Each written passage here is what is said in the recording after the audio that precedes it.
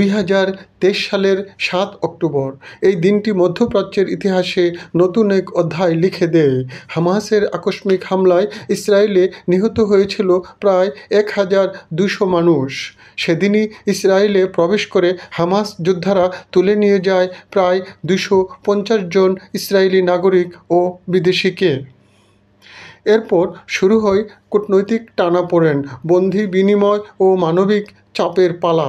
জাতিসংঘ, কাতার ও মিশরের মধ্যস্থতায় গত 2 বছরে হামাস ধাপে ধাপে মুক্তি দিয়েছে মোট 150 জনের বেশি জিম্মিকে।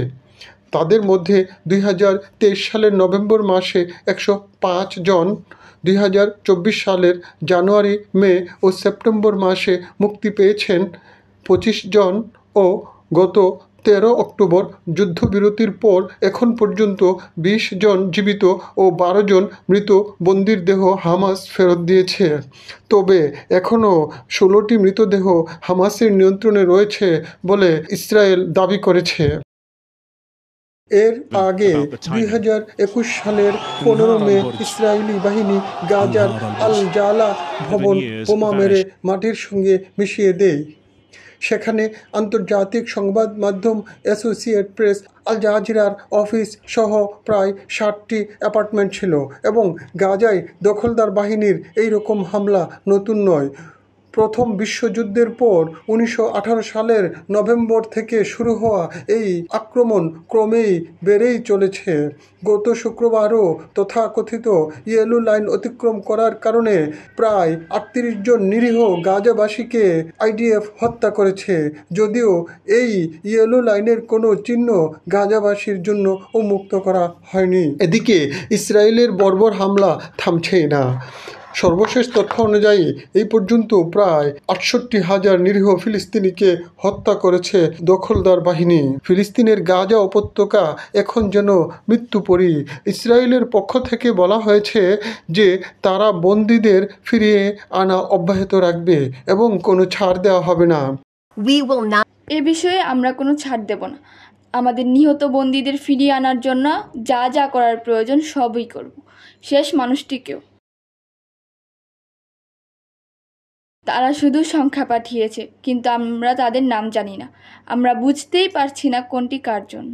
আর সবাই বলছে এটা আমার ছেলে, এটা আমার ছেলে, কিন্তু আমরা জানি না আসলে কে কার সন্তান। হামাসের পক্ষ থেকে বলা হয়েছে যে মৃতদেহ শনাক্তকরণ ও হস্তান্তরের ক্ষেত্রে সহায়তা ও যোগ উপযোগী প্রযুক্তি প্রয়োজন এবং তারা দাবি করছে যে তাদের কোনো রাজনৈতিক স্বার্থের জন্য মৃতদেহ ধরে রাখার প্রয়োজন নেই। সব বন্দির মৃতদেহ উদ্ধারে প্রতিশ্রুতিবদ্ধ, তবে সাহায্য প্রয়োজন। যদি হামাস জীবিতদের ছেড়ে দেয় তাহলে মৃতদেরই বা ধরে রাখবে কেন? মৃতদেহ রেখে দেওয়ায় আমাদের কোনো স্বার্থ নেই। এটা পুরোপুরি প্রযুক্তিগত সমস্যা আর সবাই মিলে তা সমাধানের চেষ্টা করছে।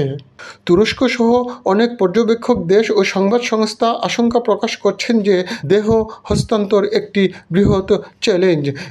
ইসরায়েল কি ইচ্ছাকৃতভাবে সরঞ্জামের অভাবকে অজুহাত হিসেবে ব্যবহার করে যুদ্ধবিরতি ভাঙতে পারে? আবার কি যুদ্ধ শুরু করা হবে? আন্তর্জাতিক মহলের এমন আশঙ্কা রয়েছে। কিন্তু গাজার ধ্বংসস্তূপের নিচে এখনও লুকিয়ে আছে বহু দেহ, বহু গল্প আর অনিশ্চিত এক ভবিষ্যৎ। গত 7 অক্টোবর গাজা যুদ্ধের 2 বছর পূর্ণ হয়েছে।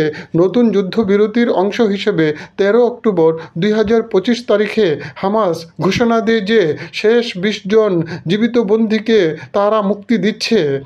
এই মুক্তির বিপরীতে ইসরায়েল প্রায় 1900 জন ফিলিস্তিনি বন্দীকে মুক্তি দেয়। এই বিনিময় ও যুদ্ধবিরতির চুক্তি কার্যকর করতে বড় ভূমিকা পালন করেছেন প্রেসিডেন্ট ডোনাল্ড ট্রাম্প। তার মধ্যস্থতায় 20 দফা শান্তি পরিকল্পনা প্রস্তাব পাশ হয়। এদিকে 28টি মৃতদেহ ফেরত দেওয়ার চুক্তি হলেও হামাস ফেরত দিয়েছে মাত্র 12টি। মার্কিন প্রেসিডেন্ট ডোনাল্ড ট্রাম্প নিহত ও বন্দী উদ্ধারের প্রেক্ষাপটে জটিলতার উপর জোর দিয়েছেন। গভীরভাবে ভাবলে এটি আসলে খুব কঠিন একটি চুক্তি, তাই না? খুবই সংকটময় পরিস্থিতি। আমরা আমাদের বন্দীদের পুরোপুরি ফিরিয়ে পেয়েছি এবং আমরা অনেক ভাগ্যবান। তবে এটি সকলের জন্যই একটি কঠিন পরিস্থিতি। গাজায় ধ্বংসযজ্ঞ বিস্তৃত। হামাস দাবি করে যে অনেক মৃতদেহ মাটি ও ধ্বংসাবশেষের নিচে পড়েছে এবং সঠিকভাবে শনাক্ত করা যাচ্ছে না, ফলে মৃতদেহ হস্তান্তর প্রক্রিয়া ধীর গতিতে এগোচ্ছে। গাজার স্বাস্থ্য মন্ত্রণালয় ও স্থানীয় সংবাদ সূত্র বলছে, ইসরায়েলের সামরিক অভিযান ও সংঘর্ষে প্রায় ৬৮,০০০ জন ফিলিস্তিনি মারা গেছেন। এছাড়া সূত্রমতে এখনও ধ্বংসস্তূপের নিচে পড়ে থাকা বহু দেহ রয়েছে, যা মৃতের সংখ্যা আরও বাড়িয়ে দিতে পারে।